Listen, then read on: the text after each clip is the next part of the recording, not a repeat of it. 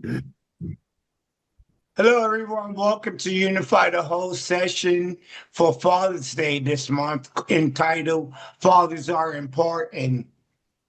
The reason why we always do series like this is because we want to show the essential function of fatherhood in our communities at large and how important fathers are in the development of their children, their grandchildren, their nieces, nephews, etc.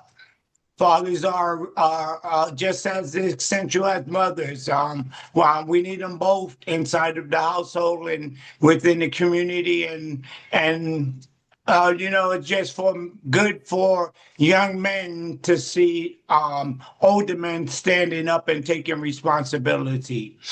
So I'm not going to prolong my talk pretty too long. I'm getting ready to end mine, and I'm getting ready to turn this over to my good friend Charles and his son Charles Jr.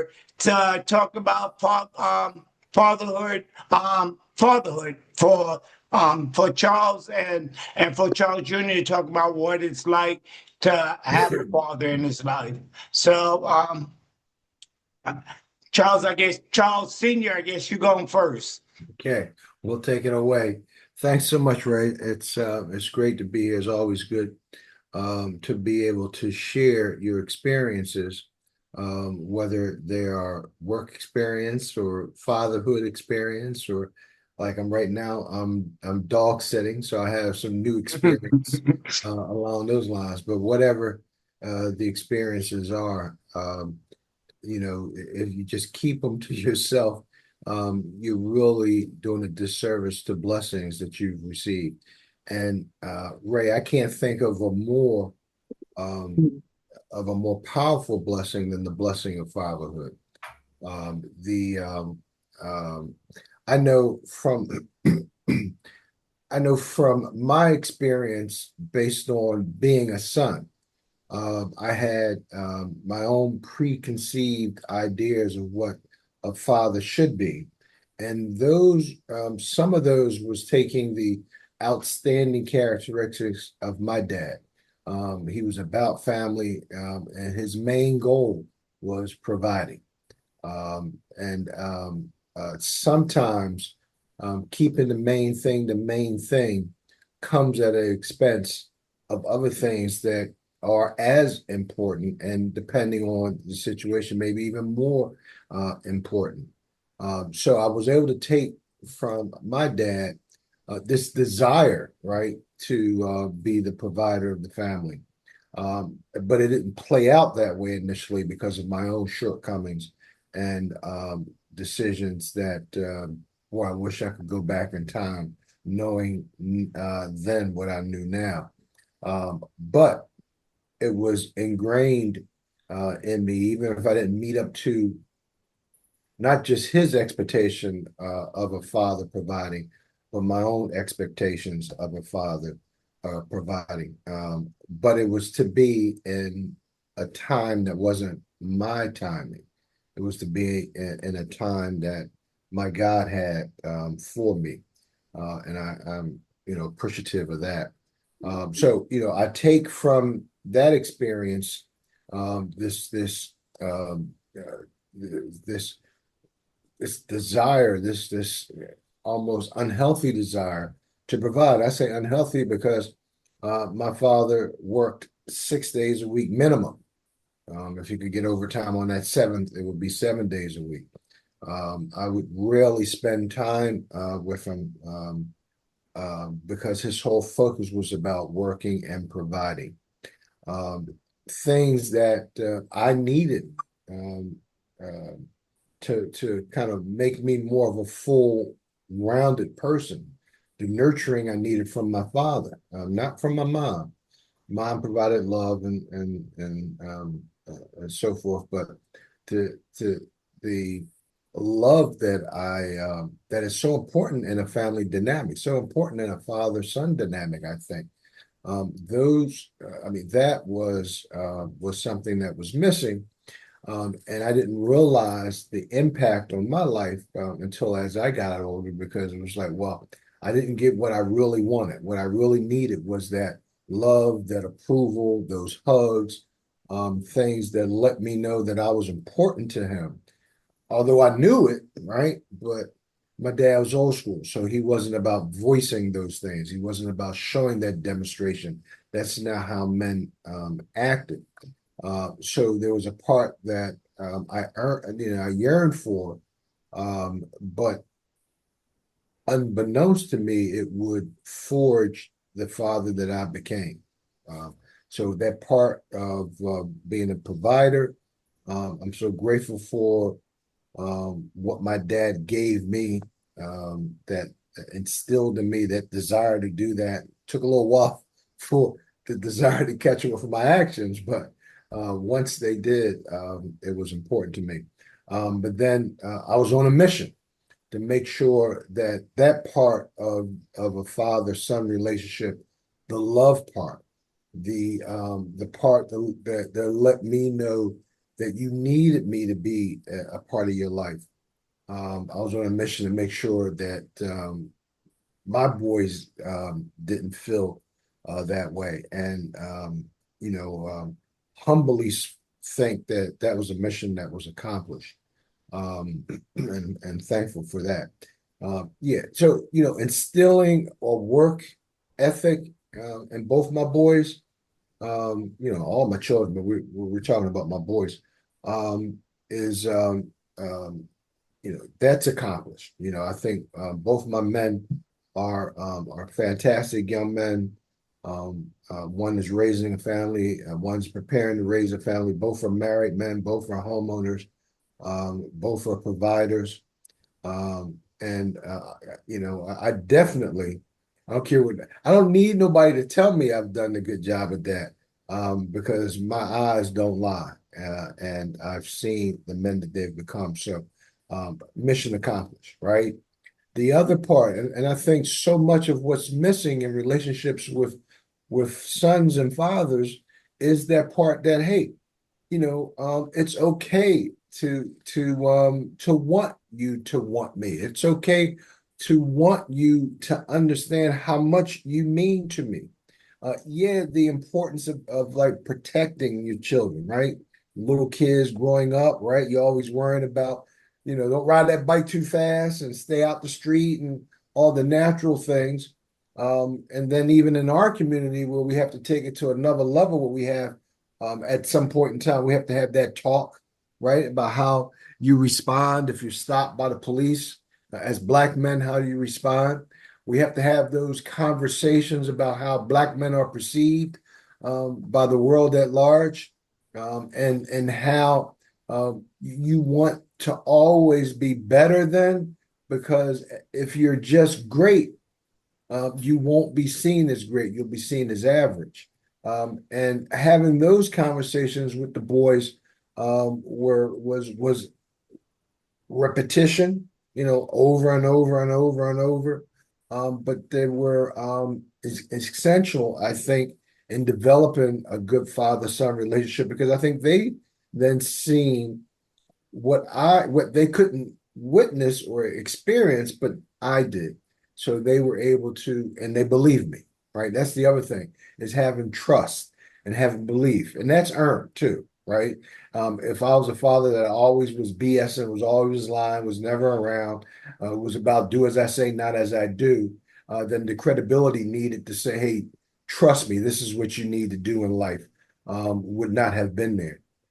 So all of that led up to that point where you feel as though, okay, this is all I've done, and now this relationship is going to evolve past the father son. It's always father son. I mean, that's an element that never changes, but it starts to evolve into a man-man relationship, right?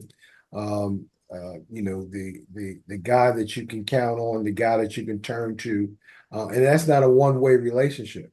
Because I reach out to my boys and run stuff by them for their opinions all the time. I'm so grateful that they're receptive to that. But that also gives them the experience to see, yeah, you know what? Let me bounce this off of dad. Let me get his opinion. Or hey, that this is what I decided to do. It doesn't always have to be, what do you think you should do? I love it when they come and say, this is the decision that I've made.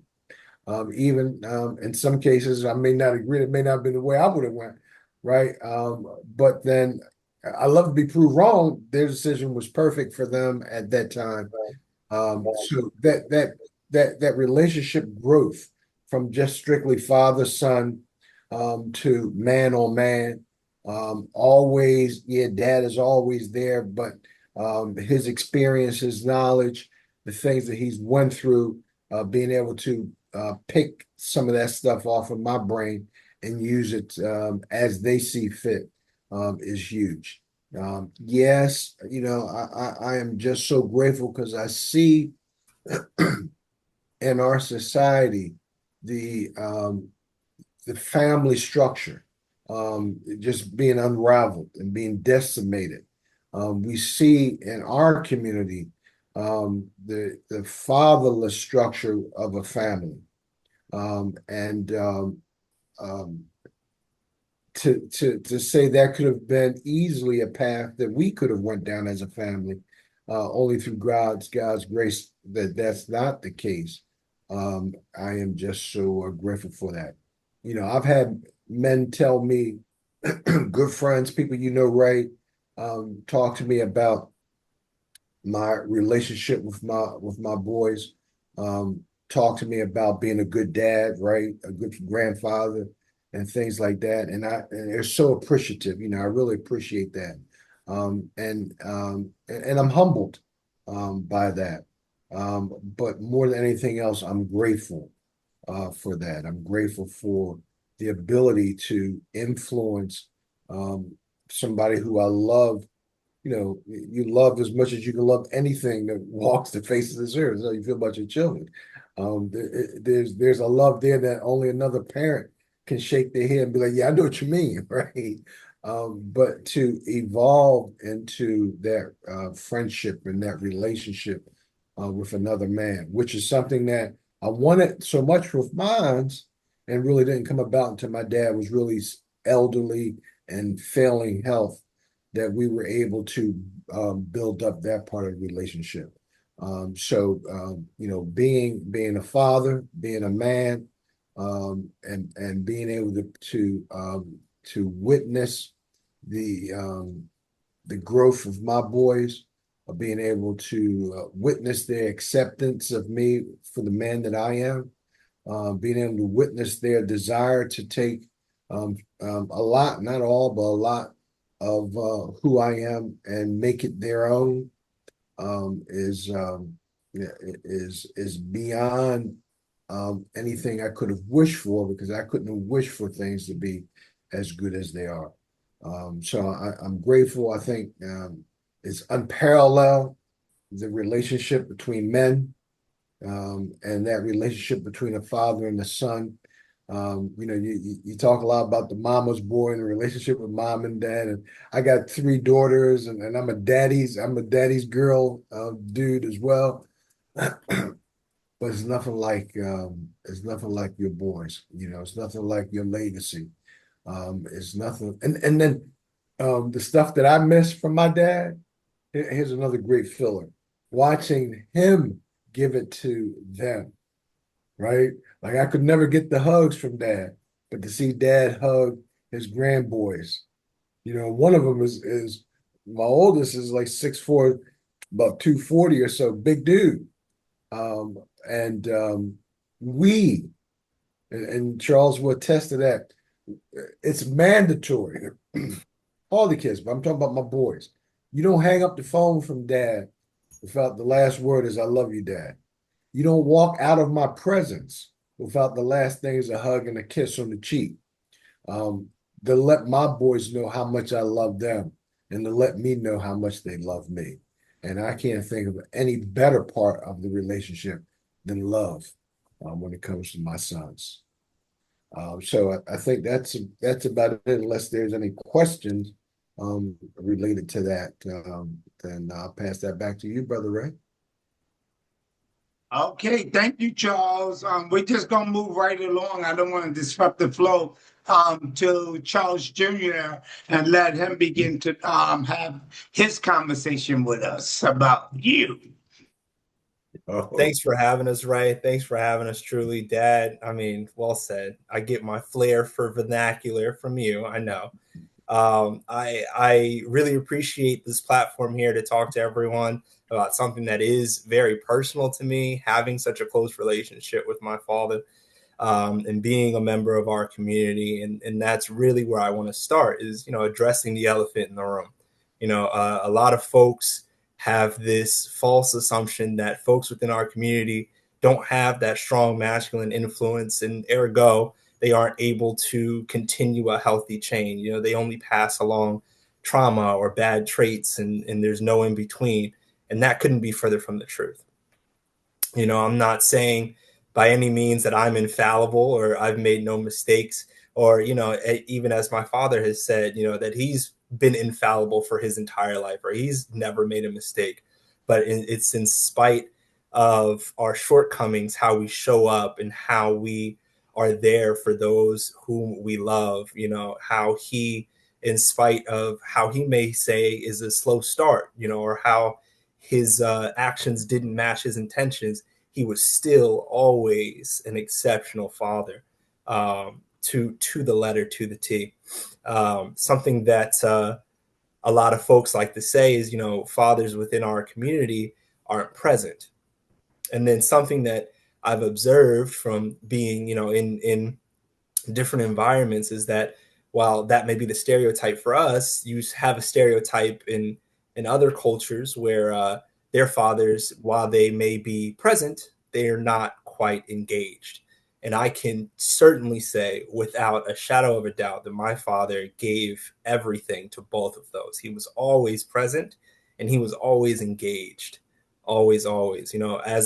As a child, everyone thinks their dad is the coolest. He's the best. I'm like, yeah, my dad's great. I invite him to something and he shows up. That's perfect.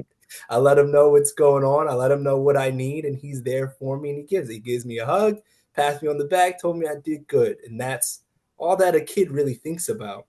But you start to get older, and you start to notice patterns not only within your own life, but in the lives of your peers and in your social groups that you're growing, and you're realizing, well, yeah, both our dads were there, but your dad's kind of rough on you. And I didn't do the best. And my dad still said, great job, Charles.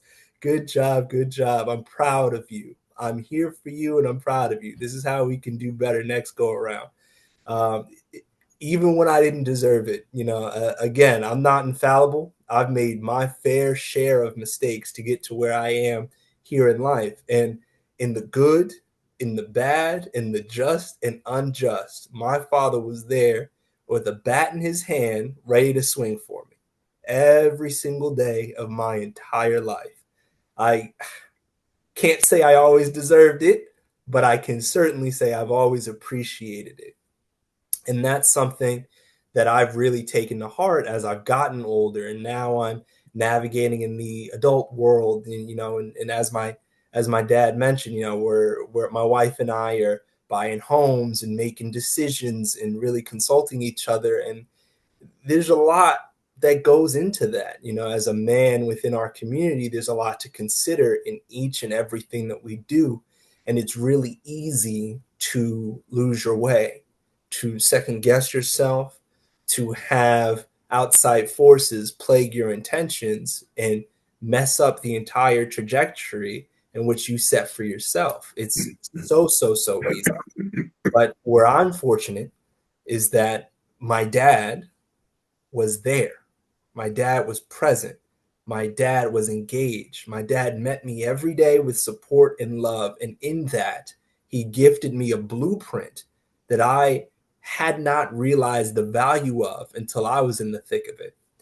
Having so many memories to call on, having so many experiences to reference to say, I don't know what to do in this situation. What would my father do? What would my father say? How can I make him proud? How can I do my legacy justice?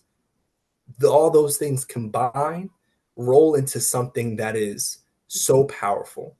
It provides a level of confidence and assurance in my own actions, in how I navigate space when I'm communicating with others or when I'm silent by myself. You know, that blueprint that he gifted me through his actions, through his intentions, and through his presence is invaluable. You know, we're here today to talk about the relationship between fathers and sons. We're here to talk about the importance of that relationship. And I really can't understate how absolutely critical the relationship I have with my father is to my success. Truthfully, you know, I got to talk as a quick side note. I got to talk about his absolute commitment to being an exceptional father to me. You know, in high school and in college, we would have to drive pretty darn far for my events. Sometimes I'd have shows and things of the sort, and he'd be there each and every time. I went to college 4.5 hours away from him, from our home, from our family, and he showed up anytime I had an event, anytime I needed something. He was there in an instant. 4.5 hours later, but in an instant, he was there. And at the time, again, just like when I was a child, at the time I said, yeah, that's my dad. He's got my back. If I invite him, if I let him know what I need, he'll be there. He'll have my back. He'll support me. Oh no, I know. It Thank was, you. oh, sorry, Crystal. But it wasn't until I got older and I started having to make 4.5 hour drives for my wife or for my siblings or for my younger brother where I said, I love you, Dad. Ooh, what a commitment. What a commitment. And he did it every single time. And you never would have known that it was a 4.5 hour drive, except maybe he gets out the car and asks you, where's the restroom? But aside from that, you'll never know. You would never know. I've never felt for an inkling like an inconvenience or a burden on my father because he's always been there. He's always showed up and he's always laid that blueprint. And I am eternally grateful for it. You know, there are times, even now, you know, you settle in and you have these moments to God to say, listen, you know, God willing, if you most high provide me with the son of my own, I truly pray that I can be half the man that my father is, because I know that'll be more than enough to raise a child in this world with all the self-confidence, all the assurance, all the skills and will he will need to succeed, truthfully. And again, Ray, I really want to thank you for giving us a platform to talk about this relationship and talk about the importance of it. You know, it's never easy. I can imagine how many sleepless nights my father must have had thinking, gosh, why did he make that call? Why did he make that decision? And in spite of all of that, again, I will say he was there for me. You know, he said it himself. Maybe I didn't agree with what they did, but I was there to support them. And that's the darn truth. That is the darn truth. And he'll tell you, I would have made a different call, but this is what you did. So how are we going to move? How are we going to move forward? It's invaluable to me. It's most all I hold dear, truthfully. So thank you, Ray, for the platform. I love you, Dad. I'll open it up to any questions too. I won't keep it rambling on how great my dad is. Yeah, Ray, I gotta take a break and send a cash app to Charles. You know, I must have to pay something for that, man. I don't know about that. Friend. I was looking around. I was looking around. See, well, he got another dad somewhere. Yeah, please come on. Oh man, and I'll tell you too, it was a long time. A lot of folks called me CJ or Charlie or whatever growing up. Never Chuck. I wasn't a fan of Chuck. I'll call me Charlie growing up. And as I got older, I had more and more of a swell of pride. I'm like, no. I'm Charles Jr. All right, call me Charles. Call me Charles Jr. if you want, but say the whole thing. because I'm proud to wear this name. I'm proud of my dad. Hmm. He's trying to get that cash app up. I know. He's trying to raise those numbers right. Just add another zero, Dad. It's all good. It was so good to listen to both of you, and being one that had the opportunity to see Charles Senior in action throughout the years of us knowing one another. We knew each other for a long time, but probably so seeing him in action was a real testament to a man sticking by his household, no matter what the situation that was occurring in his life, and to be committed to ensuring that his children had the opportunities that he may have missed out on, but giving them the chance to obtain what he might have missed out on, and just seeing you all throughout these years of, at gatherings, when I come down to Philadelphia and seeing you of all just getting together, and just you can actually, feel the love and the bond when you in the presence of you all. Not only his sons, but his daughters too. You can feel the love that's there, the connection, you know. And it's such a wonderful experience. It's such a wonderful experience to be able to, not only hear about it, but be able to have witnessed it on several different occasions, and knowing that it wasn't an act, right? Because it's real life. It's real life, and I am so grateful for your dad. Your dad is one of my superheroes, so I'm grateful for his input in my life, right? Throughout all these years, and him just, I call him my big brother, Sam, Rick. Well, Rick passed away, but him, Rick, Shelly, and Rob, when I come down there, it's like I look forward to that because my older brothers don't live here in the city with me. So to be able to go down there and spend time, I'm with them is a great thing. And to be able to witness, all of their families in action is a wonderful thing to, continue to give me the hope that, a father is like essential in raising sons, especially. My father passed away when I was 13, but I am grateful, through trial and error, that I actually came across a man that I call him my dad today. And he's been mentoring me and instructing me for like the last 35 years of my life. And it gives me, the ability to, I know he's the right one for me, because my dad used to kiss me on the top of my head, right?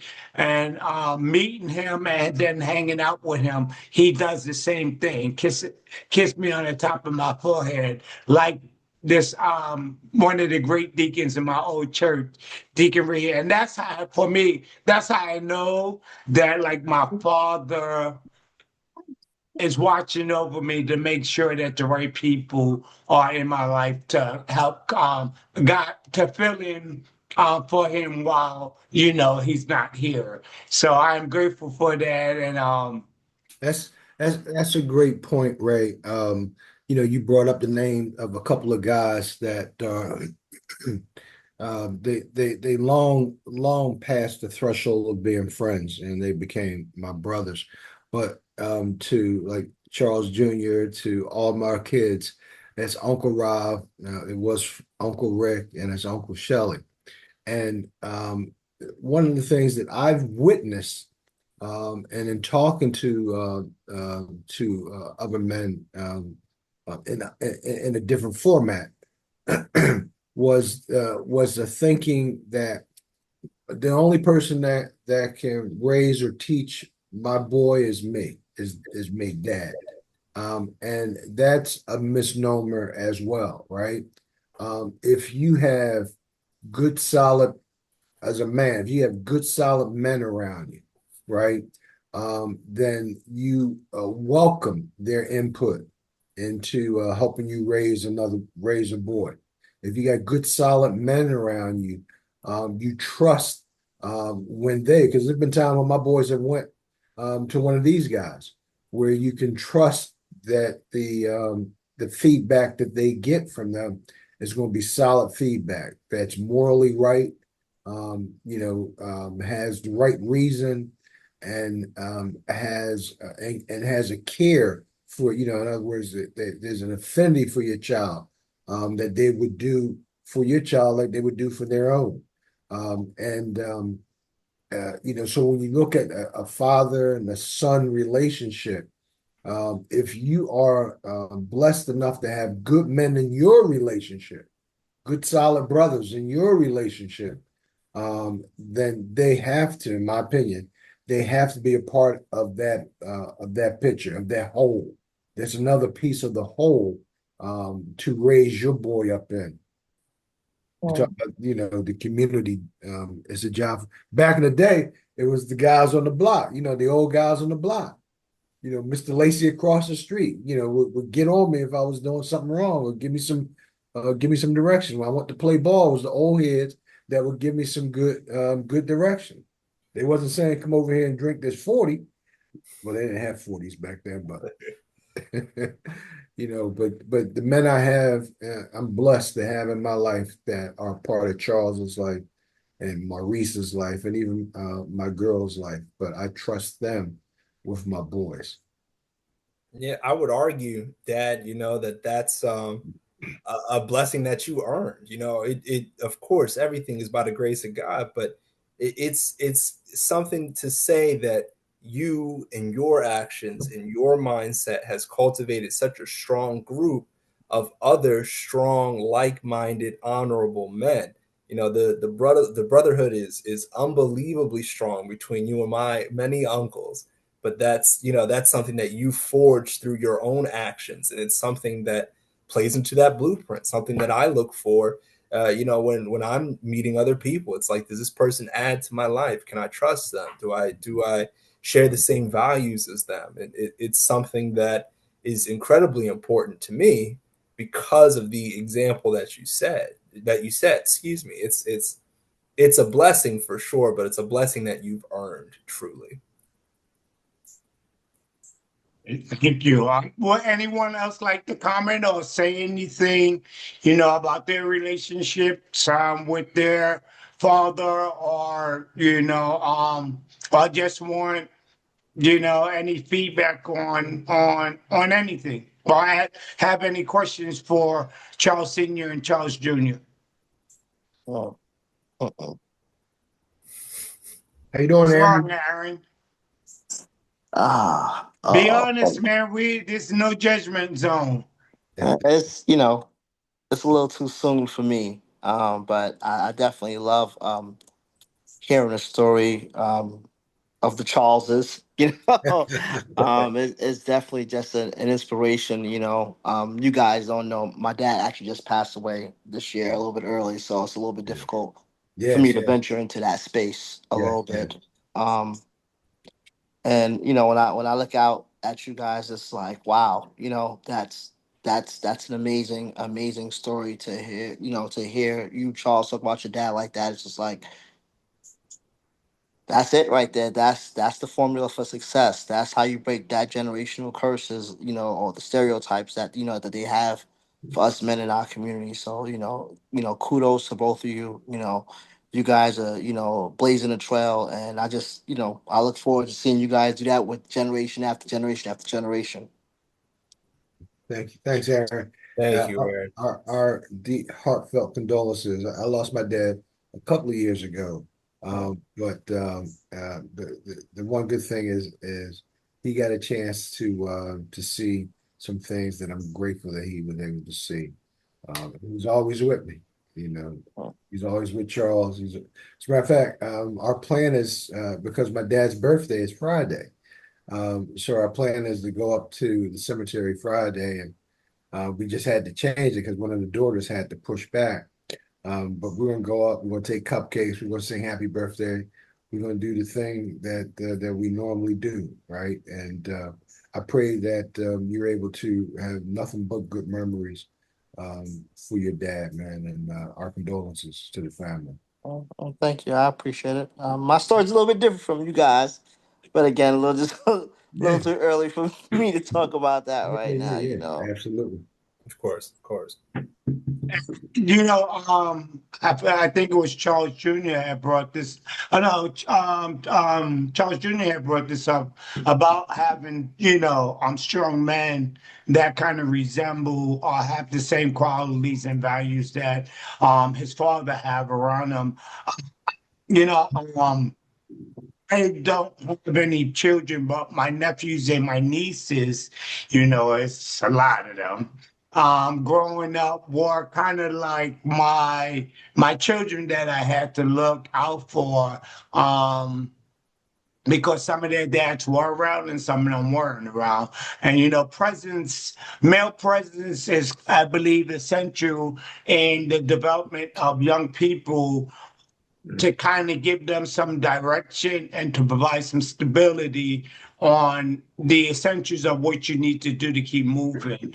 So a lot of times people think that I wasn't living my life, but part of my life was to ensure that the generations that were coming behind me had enough tools to use to move forward in life, right? To know the value of themselves, most importantly, and know the value of having those right connections around them, so that they don't stare off too much.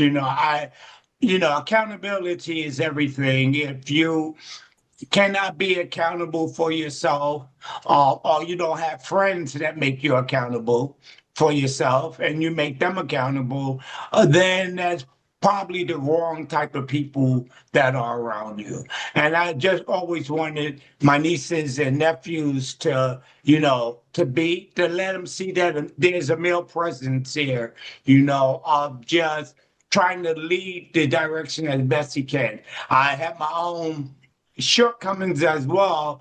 But what I really believe that I've done, and I'm hearing this from my nieces and nephews years later, is that the presence was everything. It helped create the structure, some structure in my family because it was a little dysfunctional. So it definitely helped reinforce the structure that there was some stability there and there was presence there. So yeah, so thank you guys for bringing that up.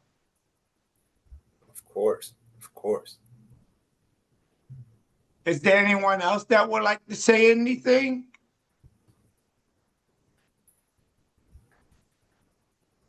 If not, then Charles Sr. and Charles Jr. close us out.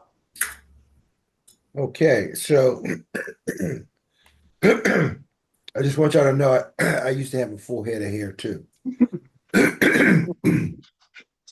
So Charles, you do have something to look forward to. Yeah, I see that. Right, hey, right. It's beautiful ball, baby. It's Yeah, beautiful beautiful ball. ball. Thanks again, so much, Ray. Uh, you know, I personally, um, with each day, I can be overwhelmed with just feeling how blessed I was for life to take the turn that it's taken, from being on a road that I would not wish my worst enemy on, to being on a road where I get to say that I'm Charles J. Lewis Jr.'s dad, that I'm Maurice Anthony Blanco's dad, that I'm Christian Cotman's grandfather, um, and on and on and on, that I'm Cameron Pigott's grandfather, that I'm Drew's Pigott's grandfather. Um, these are young men and men that are going to be trailblazers, in my opinion. And to be blessed to go from being a potential problem in life for others to maybe someone that folks can count on in life, especially those who does nothing but love me. It's an undeserved blessing. And it's not one that I take lightly. So any chance I get to share about how good God has been to me, I'm going to jump at it because God has truly given me an undeserved blessing. Thank you for allowing me to share with you guys.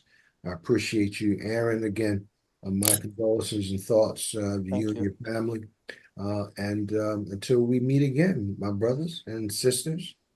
Well, they say a good dads get promoted to grandfather, so. Yeah. Well, a good dad gets promoted to grandpa or papa. Yeah. A great pop gets promoted to great granddad. Okay. So I've gotten 2 promotions. There you go. Yeah. Thanks, guys. Much deserved. Much deserved. Yes. Thank you for the time, Ray. Thank you for the space. Honest to goodness, this guy here is my hero, and I'm really glad that he's getting every drop of recognition that he deserves. He's earned. So thank you. Thank you for the space. All right. Thank you both for showing up for me like you always do. So thank you. I appreciate everyone that's on this session today. And, God bless. May the extension of life, of grace and mercy continue to be upon all of us, that we might be able to live a fruitful, happy, joyous, and peaceful life. Again, so thank you. And everyone have a blessed weekend coming up. Remember, tomorrow's Juneteenth, right? So do something in celebration of the last set of slaves being freed from in the state of Texas. So do something important. Thank you, Ray. Have a good night. Thank you. Bless. Good night, everyone. Thank you, Aaron.